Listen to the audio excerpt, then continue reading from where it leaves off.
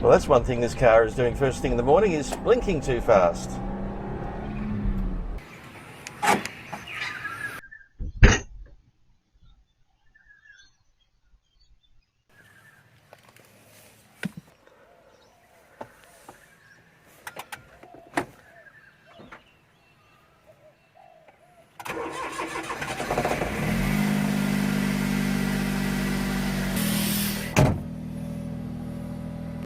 Into sixth gear at 80 down the on-ramp, and we can leave it there for the rest of the trip. Well, I'm off to Cars and Coffee in Walesmart, which is now road registered after getting that brand new clutch. Also some new struts at the front and also new ball joints. So a lot of the thumping around that was plaguing it has gone. There's still a bit more there. Some other bits are worn out a bit, but not as bad as the ball joints were. And the other thing it's got is a code for the radio, which is good because when I'm not recording, I can enjoy some music. The code had to be read off the chip in the radio, which produces hexadecimal, which is numbers and letters, and then those one particular line has to be put into a Grundig program, which I didn't download because it's full of viruses, but somebody at Evolution, Kane, was able to put it into his program on a sacrificial laptop and give me the code number, which I put in and it worked. It's quite a good radio. The speakers are quite good for my purposes anyway. I'm sure some people wouldn't approve, but it sounds pretty good to me. Well, that was interesting. The boost just disappeared going up that hill. And we're down at about 90, 92 as we go over the hill. It may need some attention around the turbo area because there is a bit of turbo chatter, which I've been reading up on the internet is caused because it doesn't have a blow-off valve, and the air that's already sort of charged or compressed isn't able to go through the engine intake when you let off steam on the accelerator, so it sort of bounces back through the intake for the actual turbo. So the chicka chicka chicka chicka noise you hear is the air bouncing over the blades of the air intake. I mean, the turbo chatter's there, and the other Smart I owned 10, 12 years ago didn't do that, but it was a younger Smart with fewer kilometres.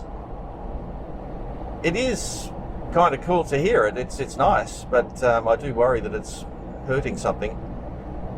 The sites on the internet say, well, if Smart was worried about it, they would have fitted a blow-off valve,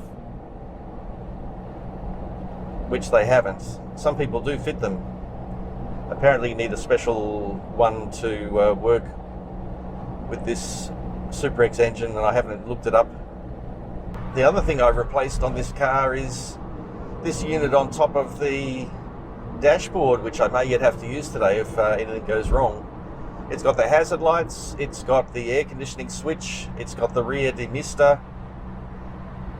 But the other thing it's got is important to the operation of the car and the locking of the car. It's got a button you press to lock the doors, and also in that unit is a pickup for the key. At the moment, the mechanic that put the clutch in was going to do the key, an extra key for me, and he said the only pickup that's working is the one down near the handbrake. So the one at the top of the dash for him was not working, and you have to use that one to code a key, or get the car to learn a key. So he said replace that. So I sent off, ended up having to go to the UK on eBay for that. Thankfully there were two around about the same price in the UK. Around $75 landed here, which is more than I'd like to pay, but you know, not too bad considering it's an auto part and electronic at that. Well, touch wood, it hasn't played up in a long time. Haven't checked the fuel filter, so maybe that needs replacing.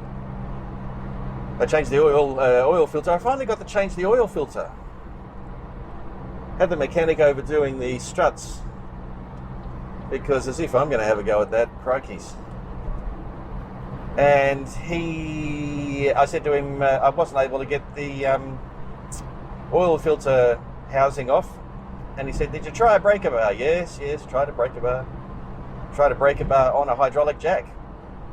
So he got his hydraulic gun out, Dakka, and he said, look, I'll give it a go. There is a small chance that I'll break it if it's on extraordinarily tight and the action of the gun could break it. And I said, well, that's a chance I'm willing to take.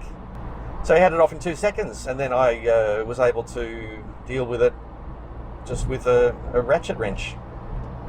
That's the other thing this car's got, is brand new tyres, front and rear.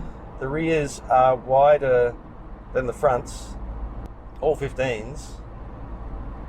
And the rears are wider to induce oversteer as a safety measure, so that if you do happen to lose it, the back won't flick around, the front will proceed on. There's a bit of wind noise. It's not stony quiet in here. The engine's not, you can hear the engine, but no more than you would if it was in the front. So overall, it's a pretty comfortable ride. It's just a bit bumpy on bad surfaces, but